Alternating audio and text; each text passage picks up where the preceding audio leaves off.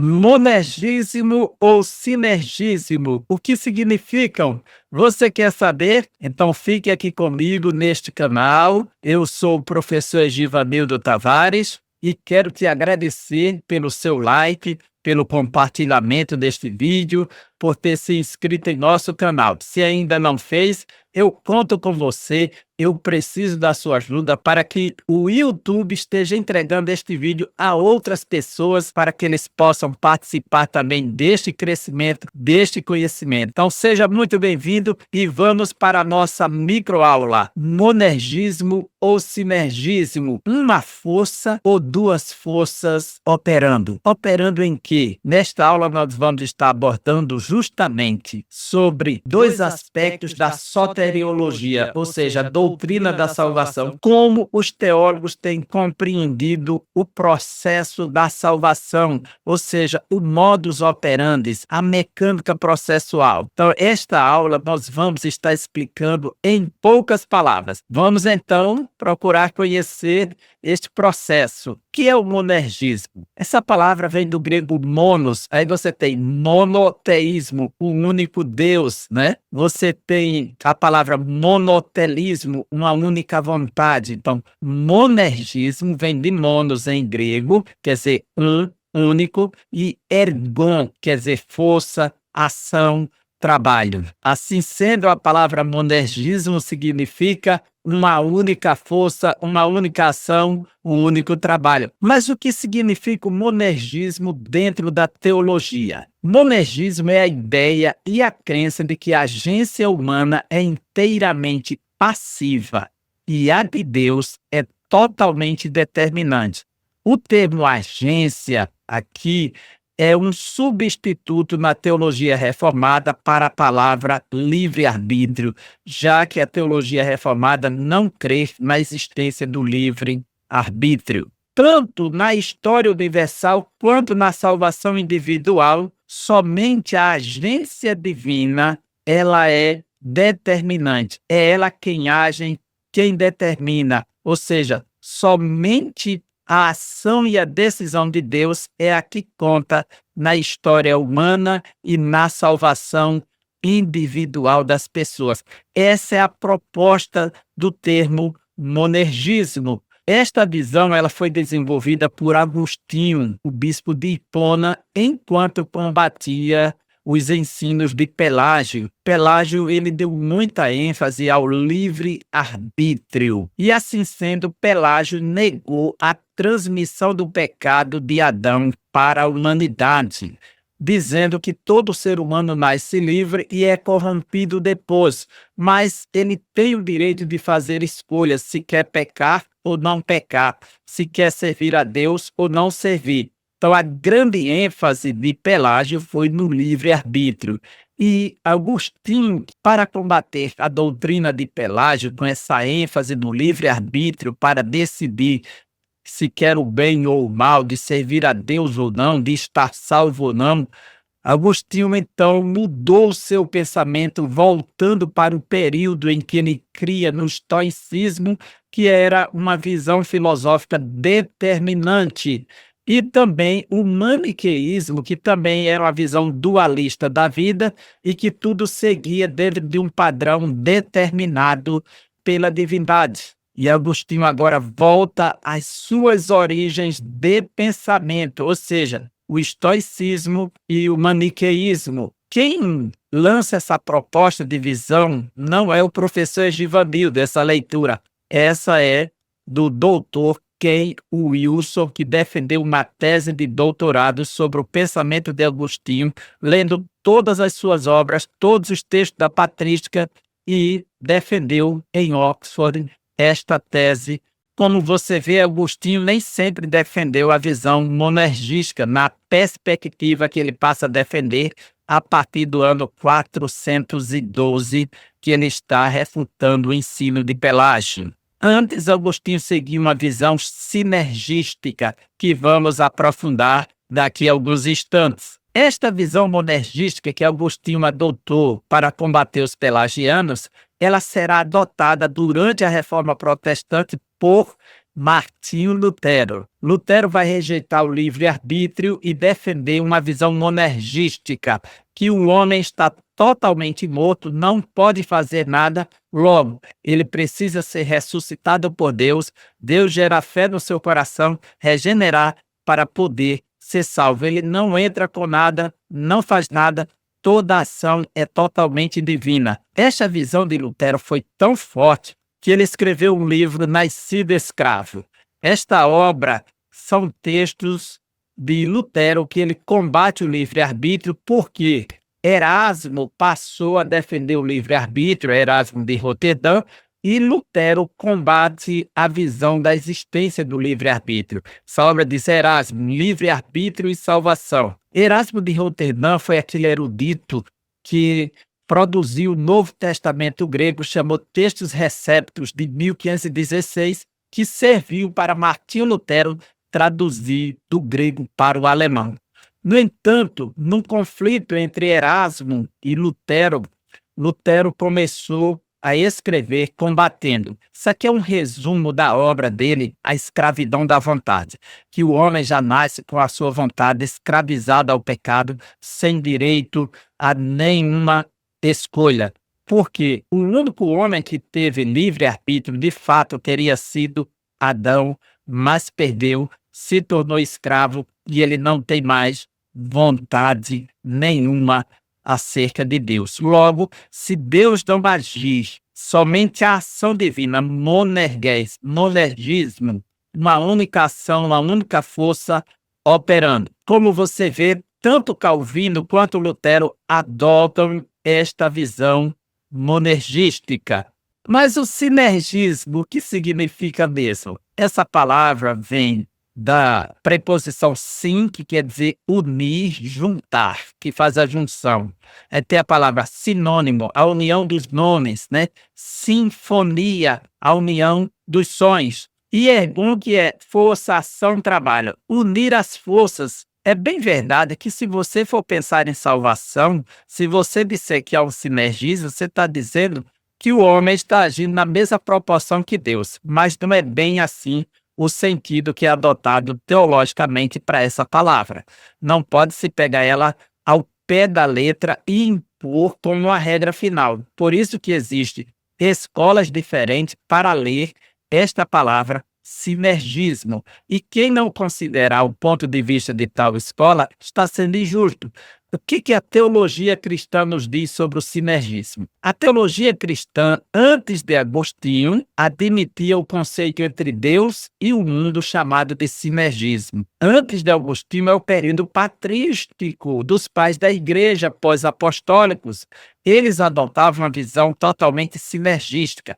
Ainda que a palavra sinergia ou sinergismo não estivesse lá, o conceito estava implícito através das ideias defendidas pelos pais da igreja. Essa palavra sinergismo, ela só vai surgir no século XVI através de teólogos luteranos que vão combater os teólogos filipitas. Que são os filipitas? São os seguidores de Filipe Melanchthon, que era companheiro de Lutero, mas que concordava com a ideia de Erasmo que o homem tem livre-arbítrio, sim, e ele pode fazer escolhas. Então, os filipitas, os seguidores de Filipe Melanchthon e os seguidores de Lutero. Então, os seguidores de Lutero, eles chamaram os seguidores de Filipe Melanchthon de sinergistas. E eles associaram de imediato esse nome sinergismo ao semipelagianismo. Essas duas palavras foram conectadas de imediato, o semipelagianismo e o sinergismo. Logo depois, no século XVII, nós temos o Sínodo de Dort, onde se combate a visão arminiana, e mais uma vez o termo sinergismo, que foi adotado antes por Teodoro de Beza, e agora no Concílio de Dort, para combater os arminianos, associando a palavra ao semipelagianismo. Logo, essa ideia de sinergismo é que a crença de que a agência de Deus e a agência humana cooperam mutuamente, de algum modo, para produzir a história e a salvação. Ou seja, que Deus age no homem e pelo homem, mas ele responde. Mas ele não responde porque quer responder, mas porque foi capacitado a responder. E aí surgem diversos tipos de sinergismo. Por exemplo, o sinergismo semi-pelagiano, que tem um pouco da doutrina de Pelágio, ele é humanista, porque ele tem ideias de que o homem nunca perdeu o livre-arbítrio e que ele pode fazer escolhas diretas, principalmente acerca de Deus. O sinergismo evangélico, que é de Roger Wilson, que seria este autor aqui, que é um arminiano, ele diz que o sinergismo evangélico ele tem um ponto de equilíbrio porque o livre-arbítrio do ser humano ele foi ativado, ele estava morto pelo pecado, ele estava aprisionado ao pecado, mas agora ele é liberto, ele é iluminado pela graça preveniente ou antecedente. Ele vai reagir a partir do estímulo da graça, a partir da ação da graça. Logo, isto não é um privilégio do ser humano, essa reação, porque é uma resposta que a graça condicionou, logo ele poderá responder positivamente ou negativamente, fazendo resistência à própria chamada para a salvação. Como assim? Adão só pecou porque tinha livre-arbítrio. O pecado é uma expressão da livre escolha do ser humano. Agora, o chamado à salvação também pode ser feito uma escolha positiva ou negativa nesse aspecto. Mas essa escolha só se torna possível porque ele foi capacitado. Essa é a ideia do sinergismo evangélico em Roger Wilson, que é um arminiano clássico. O sinergismo arminiano, que também é chamado de monergismo condicional, ou seja, o monergismo tradicional reformado, luterano, ele é incondicional, não estabelece nenhuma condição para o ser humano. Esse aqui entende que Deus estabelece uma condição para o homem poder responder à oferta da graça. Logo, este seria um monergismo condicional. Quem defende isso? O teólogo Pinson, Picirilli, Fortlines, Evans, Bendis, Cross, entre outros. Há um grande grupo aí de arminianos que defendem essa perspectiva de monergismo condicional, já que a ideia de sinergismo está sempre sendo conectada à ideia de semi-pelagianismo. Então, para se afastar desta ideia, eles adotam esta visão. Se você quer saber mais sobre esse assunto, eu te aconselho que leia este livro, Arminianismo, a Mecânica da Salvação. Uma pesquisa histórica e teológica muito bem elaborada pelo pastor, teólogo e jornalista Silas Daniel. Bem, antes de fazermos a nossa conclusão e apresentarmos para você, comentarmos essa tabela aqui, eu quero te apresentar a nossa comunidade EBD da Unifatel. Essa comunidade ela tem uma importância vital para os professores da Escola Bíblica Superintendentes ou estudantes avançados que pretendem um dia lecionar na escola bíblica. Nesta comunidade estamos fazendo comentário completo da lição da EBD. Eu deixei aqui de forma pública, aberta, o primeiro comentário de uma lição para você ver o tipo de trabalho que estamos fazendo. E dentro da comunidade, as pessoas têm acesso aos slides, tiram suas dúvidas, subsídios exclusivos. Eu postei diversas obras esta semana oferecendo subsídios, suporte para os professores, além dos slides em PDF, PowerPoint e muito mais. Se você quer entrar para a nossa comunidade por um valor irrisório, muito simbólico, aqui está o link aqui abaixo, você aperta, se inscreve e entra para o nosso grupo e começa a ter acesso a novos privilégios, que a próxima lição estarei comentando sim, mas de forma privada, só para quem faz parte da comunidade.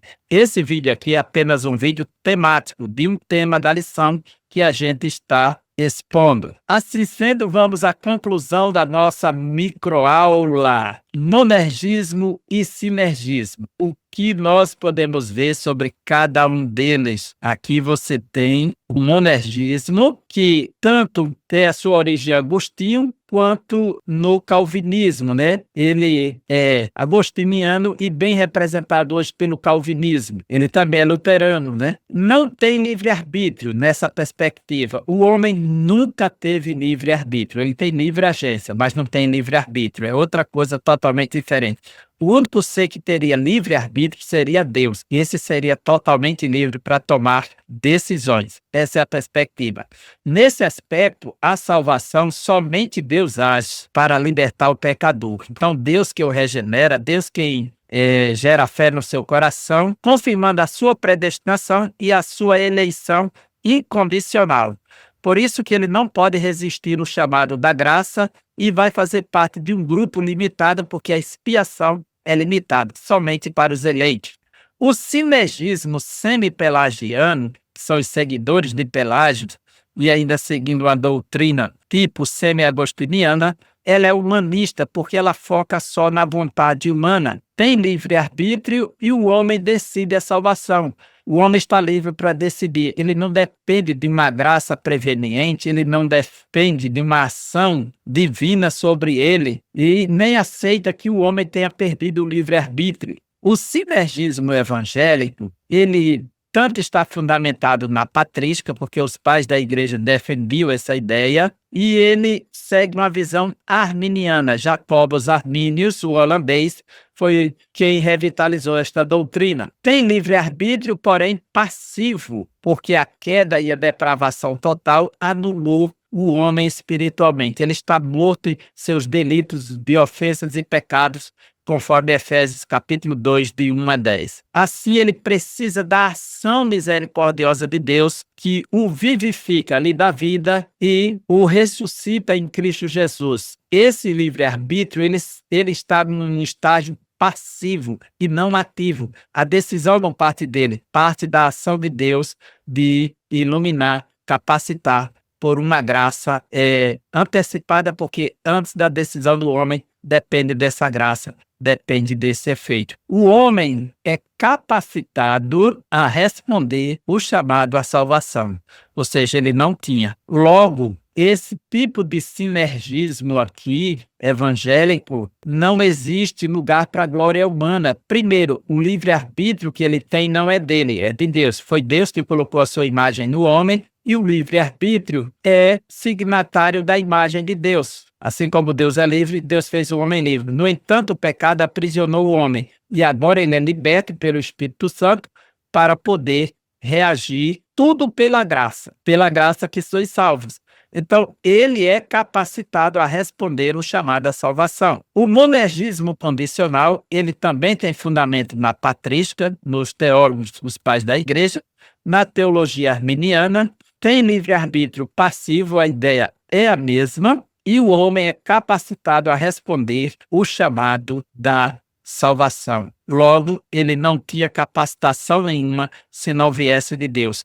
A salvação, ela fica por conta da glória de Deus, do favor imerecido de Deus para com os homens. E isso é o que glorifica ao Senhor. Não existe mérito. O sinergismo seria visto nessa perspectiva como tipo de monergismo condicional ou um sinergismo evangélico. Ou seja, por que evangélico? Porque ele está centrado na mensagem do evangelho, que vem da ação da graça, do convencimento do Espírito e da fé que é gerada pela palavra de Deus. O homem não tinha fé, o homem não tinha esse livre-arbítrio para decidir, o homem não tinha condições de buscar a Deus, então Deus agiu e o capacitou a fazer. Isso tem levado muitos a entender que, na realidade, a salvação ela é monergística, por isso que diz condicional, que é a entrada, mas o processo contínuo até a volta de Cristo ele é sinergístico, porque agora o homem foi capacitado a responder pelo livre-arbítrio à vontade de Deus, fazer escolhas das coisas certas e erradas. Por isso que o homem ainda peca. Se ele pecasse só por conta da natureza e não tivesse um livre-arbítrio, ele não tinha que dar satisfação nem pedir perdão quando pecasse. Ele estava livre, mas agora não. ele tem consciência que ele deve, por livre escolha, fazer o seu pedido de perdão, porque o Espírito está nele, fazendo morada, despertando a consciência que ele é filho de Deus, que ele tem que fazer escolhas para o bem e não para o mal. E aqui nós finalizamos mais uma aula, monergismo ou sinergismo, uma força ou duas operando. Eu espero que esta microaula tenha te ajudado a compreender esses dois conceitos, monergismo e sinergismo. Que você possa compartilhar com outras pessoas essa forma de ver e de entender os tipos de sinergismo, que fica mais fácil saber de que lado você está. Que Deus abençoe você e até a próxima aula, se Deus assim nos permitir. Um grande abraço.